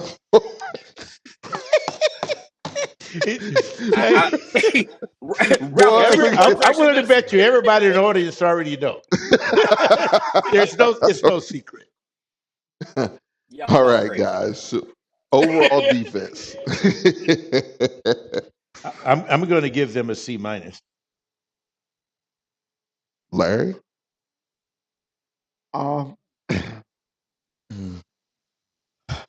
gonna give him a D. You can pass with a D, okay? So I ain't giving no C-. No. Yeah. Not this late. Not this late in the semester. No. Jerry? It's hard to even get to a D. I would say D- just because we gave up almost. Listen, let's call it what it is. 40 plus points. Yep. Almost 500 yards of offense. Yep. And we couldn't get off the field. At some point, time of you call it what it. What was it? Time of possession is just 35. 35 minutes they had the ball. Yeah. You don't expect to win games when the other team had the ball for 35 minutes. They 490 something yards of offense. Yeah. Score 40 plus points. If I tell you that's what the other team's going to have when the game start, or if I tell you that's what you're going to produce when the game start, you're going to say, well, we're going to win. So if the other team get that, you figure they're going to win. And so that means the defense didn't do their job. It's hard to give them a passing grade. Special teams. Ooh. Wow. Special teams, I'm going to give them a D. Well, wait a minute. No, I can't give them a D. I forgot we got Federico. Ralph. I can't put Federico in that group. Ralph. He's stone cold. and you got to remember, we had a punt return for a touchdown too, so that counts. We did. I know. Yeah, I thought about that and Federico. So I'm going to change my grade. I'm going to give him a C+. I'll live with that. Yeah, C+. I'll go with that because I was really thinking about the punt return. Really surprised the heck out of me. Me too. I was like, wait a minute, this might be our day. It might be. And the one thing, if there was a criticism, it was at the end of the game. We get the ball inside 30-something seconds, 38 seconds, I think it was. He feels the punt in the same spot. Yep. I know the block was on, but he actually had an opportunity to get a return. Now, would that have been 10 yards or could he have broken one? I wish he would have. I'm sure he was told to just field it, but I wish he would have. I give him a B- just because that punt return was huge. Federico was huge. We missed a costly kick again for the third straight game. So that was a backbreaker, but overall, I think they were all the other things considering. Yes, I agree. Yeah. And let me say this: I know our grades are kind of tough, but listen, we're a 2-10 team, just lost to our rival. Hello, I've been trying to say that. Hey, it's B+. It's an A-. No, and if that's what you expect, you're not gonna get any progress. So the bottom line is you got to call it what it is. It's not good enough to win football games. You're going to get a visit from the academic dean to find out what's going on. If we got 2 and 10, and you giving out all these high grades, what is wrong? So our Wildcats finished the season overall 2-10. Our overall percentage .167. In the conference, we finished 2-6. Conference percentage .250. And that is how we finish the season. As far as overall team statistics, Bethune-Cookman scored average 20.17 points per game. Total points for the season, 242 points. Our opponents averaged 34.8 points a game, 409 total. As far as first downs on the season, Bethune-Cookman 201, our opponents 279. Rushing on the season, we finished with 1,265 yards, 12 rushing touchdowns compared to our opponents' 32 rushing touchdowns, 2,845. Passing, we threw 324 times for 196 completions, 7 interceptions. Average per attempt was 6.85 yards. Average passing yards per game, 184.83. Passing yards on the season, 2,218. Our opponents, 2,607. As far as rushing, I'm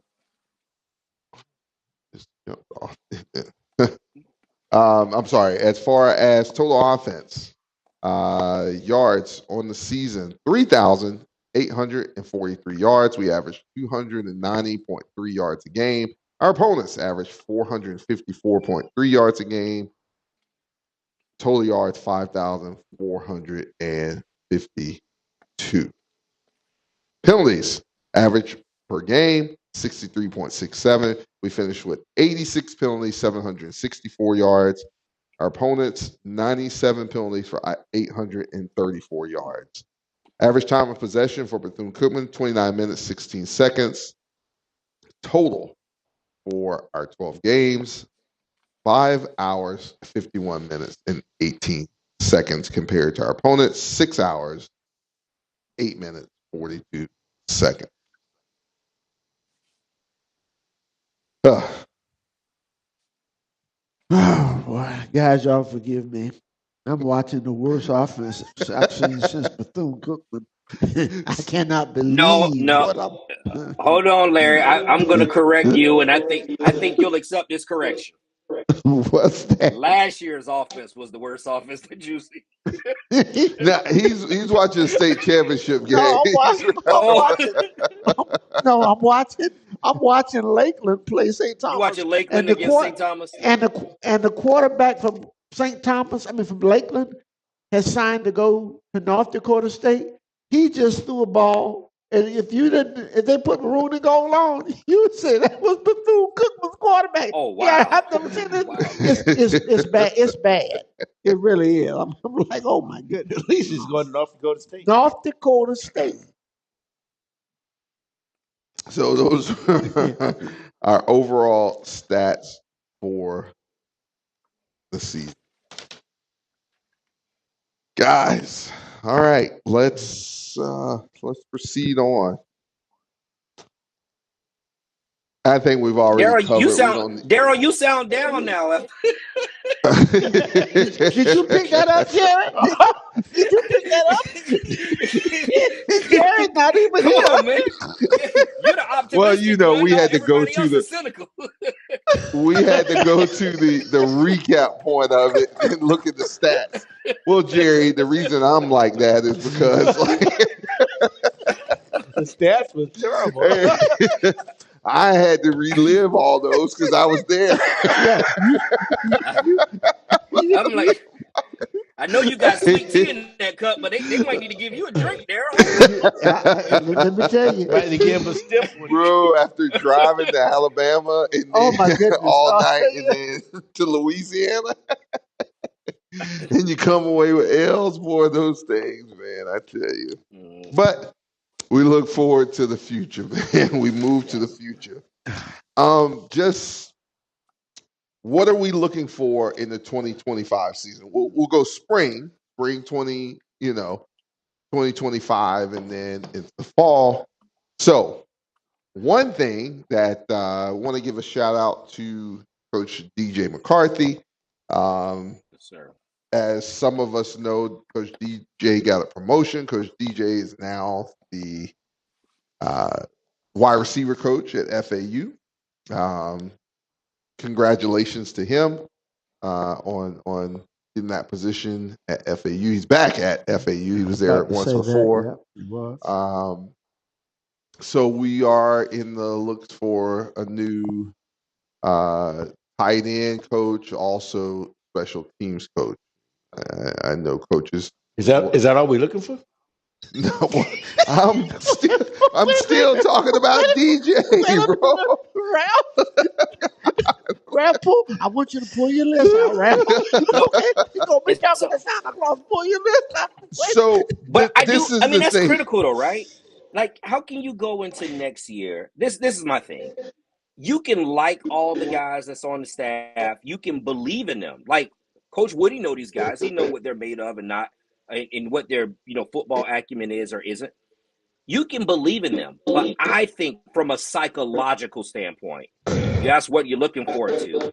I think it's a really hard sell psychologically to go into next year and not change some of the significant voices. I'm not saying all of them. You can choose which ones. Because the problem is that if you go into next year and everything looks like this year, you don't give yourself any grace to hit hardship. Because at the first sign of opposition, human nature says, here we go again. And you start looking around and everything looks the same. All the voices are the same. So you're not just fighting ability, you're fighting human nature. So what are we looking for? I wonder what's going to be the different voices. I think that you have to get some different voices in there to get a different rhythm, just to give yourself some grace to be able to rebound and recover from setbacks. Yes, From me, I agree, and I will say that those things are being worked on, and some changes are being made. Some of them, I don't want to say they're held up, but I will say that contractual wise, some of that stuff, has to be worked out prior to some announcements and things of that nature coming out. Are they still on campus, or are have they gone on to enjoy the beach side? No, they're actually out recruiting right now. No, so after a while, I would rather y'all give me some booze. Don't send nobody shopping for me, okay? Okay. If y'all bring me some groceries back, I don't want them. Just give me 2 bottles of booze, okay? Because they don't need to be doing no shopping for me. No. Yeah. All right over there, Ralph.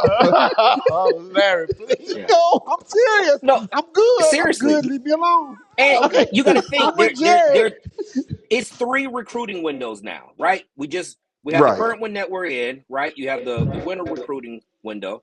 Then you get the traditional one that happens in February. It happens in February. Yeah. Then you get the post-spring recruiting, right? After everybody's spring games and all that other stuff. So if you got guys out recruiting for you now, and you think that there's anything more than a 70% chance that they're not going to be with you, then you run the risk of those guys taking guys that you circled with them wherever they go next.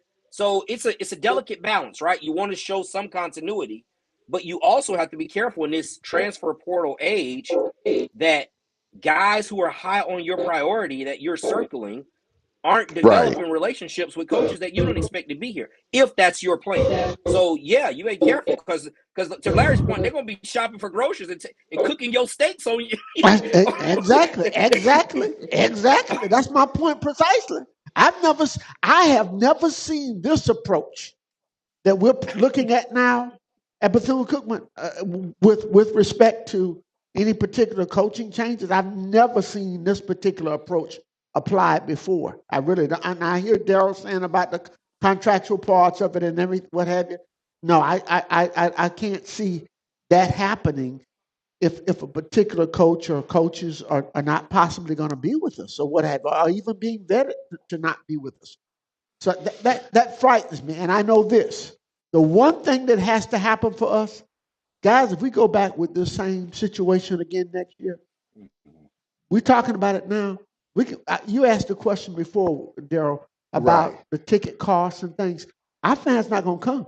No. They're not going to go back through another this again. Something has got to change. That has been diligently talked about. Well, it needs to be acted on. Diligently talked about. But let me ask you guys this, and I'm just asking for how do you solve that? I guess you send your recruiting coordinator, and then you as the head coach go out, and that's the only. Well, no, I don't think you're talking about the whole coaching staff, right? Exactly. No. I'm not talking about the whole coaching staff. I'm saying. No, I'm saying I'm sure there's a handful of guys who you say, because you get 9 coaches, right? That you pay, and then not counting GAs and assistants. So you got about 12 guys. I think 10 now. They've opened it up a little bit. It's 10 now. So plus your assistants, plus your staff persons. So you got about 15 guys that's kind of in this process, right? You know that maybe, I'm sure we're not talking about getting rid of 13 of them. There's probably at least half of them, at least half of those guys that you're expected to be with you next year. They might be 1 or 2 that gone, 3 or 4 more that's on evaluation, what have you. That's what my point was. For the ones that you think that there's a strong probability that they're not coming back, you tell them to wait and you do things here on this side. But the other 5, 6, 7, 9, 10, then you guys gonna have to pull double duty, because we need the ones that we expect to bring back in the spring to be out there on the recruiting trail. So I don't think it's 2 or 3 people that you're left with. Yeah. You still. Well, that's what I was saying is, I get that, and that's how it's being handled, from what I know. But I tell you what, though, I think that the fans want to know what you're going to do, and they don't want to wait until the summer for you to tell them what they're going to do. Because I think I bought my season tickets, if I'm not mistaken, in June of last year. But I think the thing that it comes down to is you cannot, if you were to let, like I'm saying, if you were to let someone go, you can't hire their replacement. Well, do you have the money? Well, no. What you say is that your last day effectively is this date, and the guy that's coming in, your first date is that date. Right. I get that, but then you don't go out and tell the fans that. No, but you got to make those moves. But by now you need to identify. Well, let's use your alma mater. They didn't go this route. But they got. I don't forget about the money. Whether they had money or not, it matters, guys. I deal with contracts every day. It matters in what you can say and what you can do contractually, because it comes back to you being sued. But those guys, Mike Norvell had somebody had to pay. Okay. Right. And he wasn't going to dance around who had to go. Right. He had to make some decisions. Right. And I get the contractual part you're talking about. We haven't even identified apparently where we think we need to look at upgrading ourselves coaching was. I don't know whether we have or not. Right. Because part of that is we have, but what I'm saying is, but if you're talking about just because we don't know it. No, right. Yeah, that's what I'm talking about. If you're talking about the contracts, those contracts, from my understanding, won't that have those coaches around through spring football? The coaches we have now? Yes. So to me, it's around right before spring football. Right before you're wasting your time. To me, I don't want, if I know you're not going to be here, I'm saying if you've made that decision that you got people to be, I don't want you interacting, engaging with my team. I'm blessing you and releasing you to go find your next job. You can make. That's how it's always been done. That's what I was saying. It was always done that way. I don't want my guys having to unlearn more stuff that you are putting in the spring, even if those coaches know that they're going.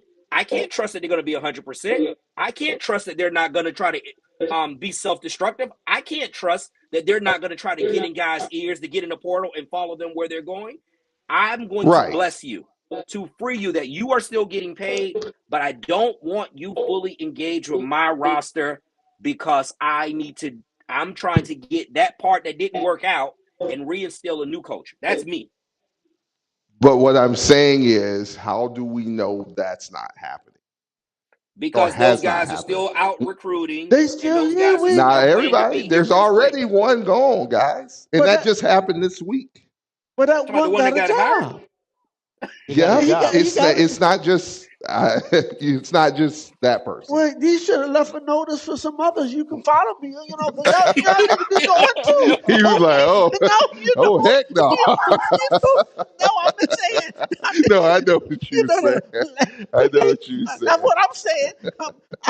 I mean, DJ said I'm getting out. Okay.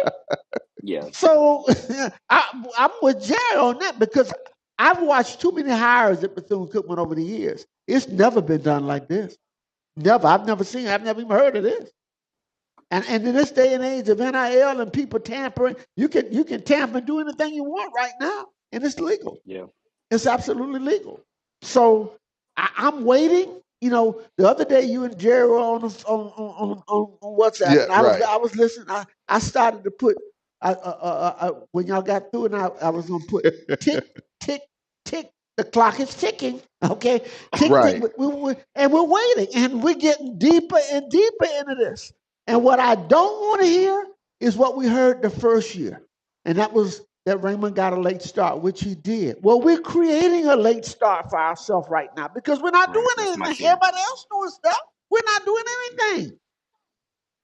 And everybody's going to be gone after a while. And that's what the fans want to hear. What changes are we going to make? They are waiting for that. When are you going to make them?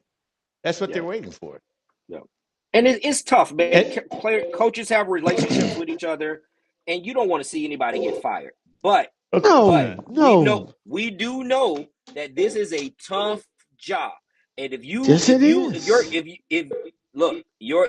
got to plan on getting fired and moving jobs if you are in coaching, just like if you are a football player, you got to know that every time they sign somebody, that guy is they're trying to replace you.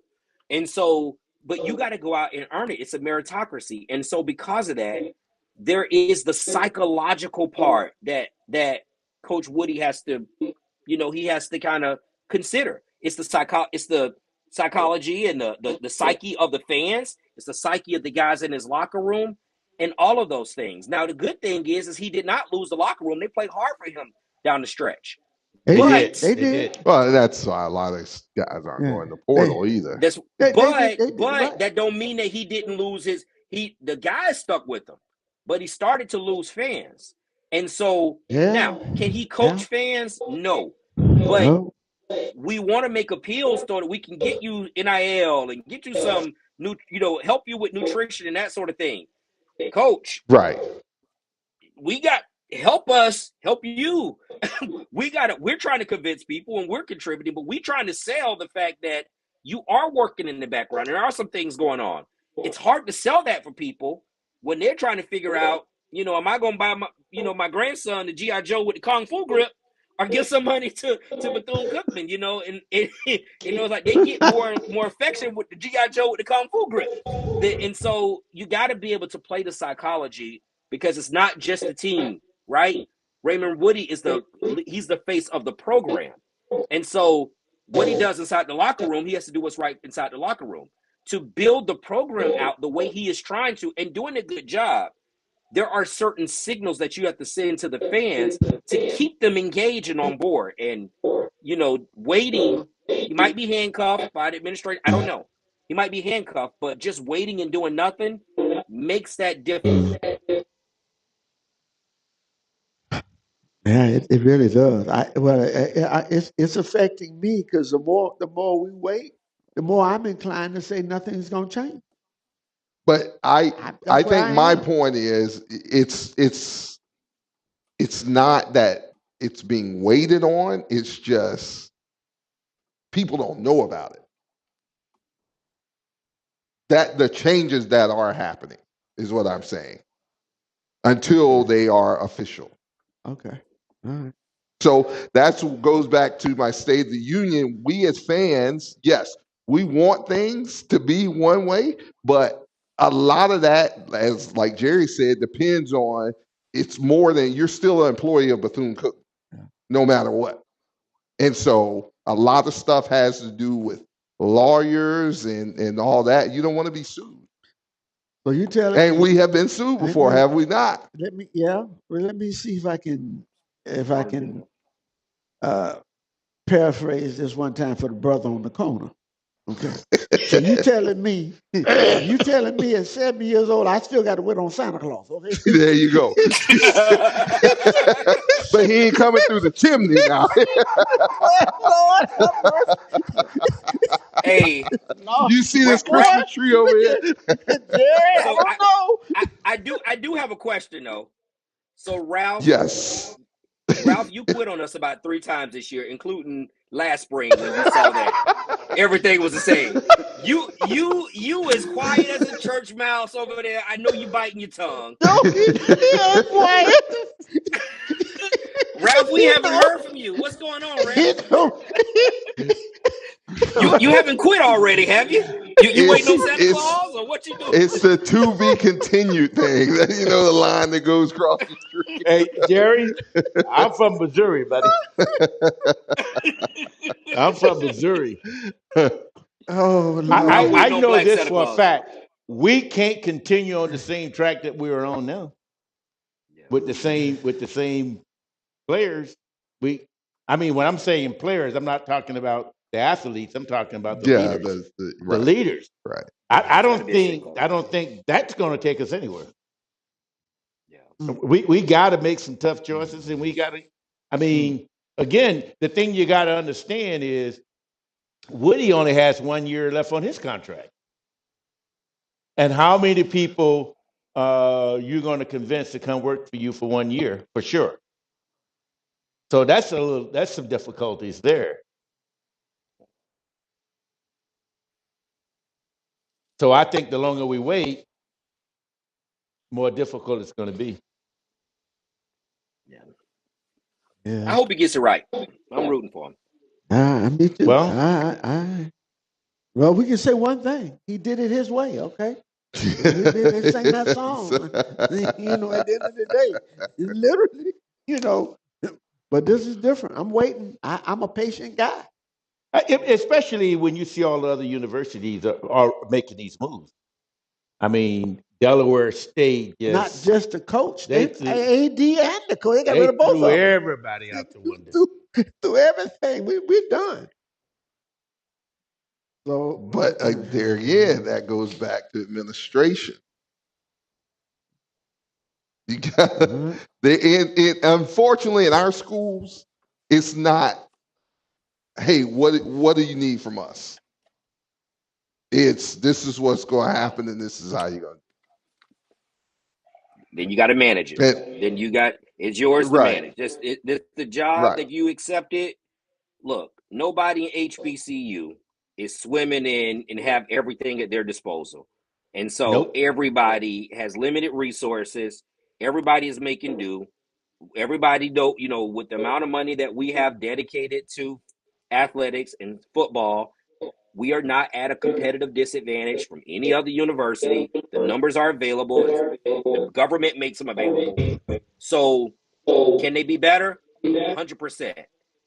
These are the realities of what you have to deal with. Coaches tell their players all the time, control what you can control. And what I hear too often are excuses about things outside of the football locker room instead of controlling what you can control. And so there are things that maybe you can't, bring a coach in when you want to, or as many coaches, and maybe you can't release a guy, but you can kind of dictate who goes on the recruiting path and who's making all of that stuff you can do. You can control what plays you call. There's a lot of stuff that's in our control. And so I just hope, again, he's running the program the way he wants to run. He waited a long time to get his opportunity. Speaking of Coach Woody, I want this to work for him. I'm rooting for the man. I really want this to work for him. It's different. He's doing it his own way, and we'll see. We'll see if it works. I hope it does. I just said. But this Closing thing's we words. control that we can't blame on administration. So No. Exactly. Yep. Ralph, closing words. So if you look at it, though, Bethune-Cookman University has not made a full recovery from COVID. When we shut down everything, we shut the whole system. Now the baseball team came back, the softball team came back, but the football team is not back to where they were prior to us shutting it down. So we got to make some moves. We don't really have any more room to say, okay, we're going to be the new Mississippi Valley. We're going to win 1 or 2 games a year and call it quits. And from what I heard about that whole situation, it's terrible. But yeah. Mississippi Valley? Yeah. In letting the head coach go. He went in to unfortunately request some things to make his program better. And they just dropped the bomb. Yeah. Well, good for him, because they only got 30-something. They only give them 30-something scholarships. You can't That's all. do Division I level with that. So. Oh man, I'm surprised he even survived with 30. Yeah. That's not a lot. Wow. Larry? Well, I'm I'm waiting for Christmas and New Year, and we'll see where we go from there, and we'll find out what Coach Woody is going to do with his staff. I think for me, that's the next big thing I need to see. Are there going to be some new voices, some new faces, or are we going to go back and run it again? We'll see what's going on. But I think I don't speak for Wildcat Nation, but there's a lot of people waiting with bated breath to find out what's going on with our coaching staff for next year. And a lot of that, I think, is going to determine what our preseason ticket sales look like for season tickets and a lot of other things. Because these games aren't cheap. And we know who's coming in to be president in a few days. So everything's going to kind of be costing a little bit more. So we got to look at it. But I just hope we get it right. I'm like Jerry. I'm pulling for him. I'm pulling for Coach Woody, and I hope we can get this thing turned around. Jerry, closing words. Yeah, I'm gonna. One of the saddest sports scenes that I've ever seen was the day that Tony Dungy got fired from the Tampa Bay Buccaneers. I was a Buccaneer fan. Yeah. And he's packing up his stuff in the rain. Remember that? I lived in Tampa at the time, so I remember. Here's the backside of that story that a lot of people didn't get. The Glazers, the owners, it wasn't their plan to get rid of Tony Dungy. They went to Tony Dungy and said, you got to get rid of Mike Shula, the offensive coordinator, and some other guys. And Tony Dungy said, I will not do that. I'm going to protect my coaches. And as a result, we see that sad scene. Yeah, I really don't want to see that for Coach Woody, because he's wrapping his arms around some guys that he believe in, that based on the statistics and the record, they're letting him down and the organization. And I don't want to see his fate tied to their lack of production. I would love to see, I don't want his ending to be that way because of his loyalty to guys that he hired that he believe in. So I don't know what the right answer is. It's a hard answer, but I hope he gets some guys in to be different voices, to offer different perspectives, so that he can get some different results and be able to help start to turn his program around and really launch the program for it and his career for it. Those are my closing words. I want this to work for the university, but I also want it to work for the man, and I don't want to see his loyalty be his end. There you go. That's a little heavy to end on. I'm sorry. Yeah. All right. Fans, we thank you for tuning in to the Hail Wildcats Gridiron Show this year. It has been a pleasure for us to bring the show to you here live from Houligans. Shout out to Houligans for allowing us to come in and do our show. While this is the last show for this year, it's not the end of us. We're going to continue to cover recruiting the next recruiting big cycle yes, is February. yes, The second phase of recruiting, and normally we might look at having a recruitment right, show. definitely. So So in we February. will be here. We will be here. Shout out to Alpha One Staffing. Thanks for being our sponsor of the Hail Wildcats Gridiron Show. We're very appreciative of you all and fans. Again, thank you, thank you, thank you for the ones who showed up to the show with us, for the ones who called in, for the ones who commented, for the ones who had to deal with myself, Ralph, Larry, and Jerry sometimes, and then CC no time. I know you were going to do my prep brother like that. We thank you from the bottom of our heart because the show doesn't happen without you all. We're very thankful for you, and we hope you have great holidays. And here's to Wildcat football. Let's keep on supporting. There will be some changes made for the better. That staff, those persons are listening to us, and it's mighty funny. Like after shows, some of the same stuff we talked about changes in the next game, right? Yeah. So we will keep bringing Daryl, it I do to have you. one thing. Yes, sir. Yes, sir. I just got a text from Larry. He said he wanted to send a message to CC, and that was, who's going to win that game tomorrow, Larry, between Reigns and Northwestern? It's Northwestern by 14. It's Saturday. It's Saturday night, 2 days. And it's going to be huge. They were talking about it on the radio when I went out. They were talking about they're expecting a record crowd for the football game. Yeah. Wow. Yeah, really. So it'll be very, very, very interesting. I'm a Reigns, diehard Reigns fan, but Miami Northwestern is the cream of the crop. I see Northwestern winning that game by 2 touchdowns, and I told CC that. It would be great. I mean, his first year coaching, Teddy Bridgewater, and they went under a little investigation and they were cleared. It's going to be a great game. A lot of talent on both sides. I just believe that Northwestern's playing at a totally different level from everybody right now, and then it's down there in Miami. Yeah. So you can imagine. Oh, goodness. You can imagine. Ralph might even go down this old stomping ground. Yeah. So I'm looking forward to it. I really am. Definitely. Want to wish all our fans happy holidays, Merry Christmas, Happy New Year to each and every one of you all. As I said before, thank you for tuning in to us, putting up with us, all our laughing, all our jokes, but it's all good-hearted. It's all for our love of Bethune-Cookman. Stay tuned. We will be back soon to bring you more exciting information from Wildcat football. Keep on supporting.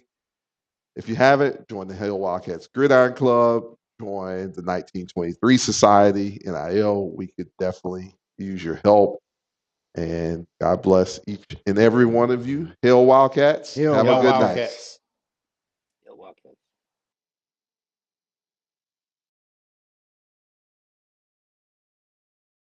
Ladies and gentlemen, the Bethune-Cookman University alma mater.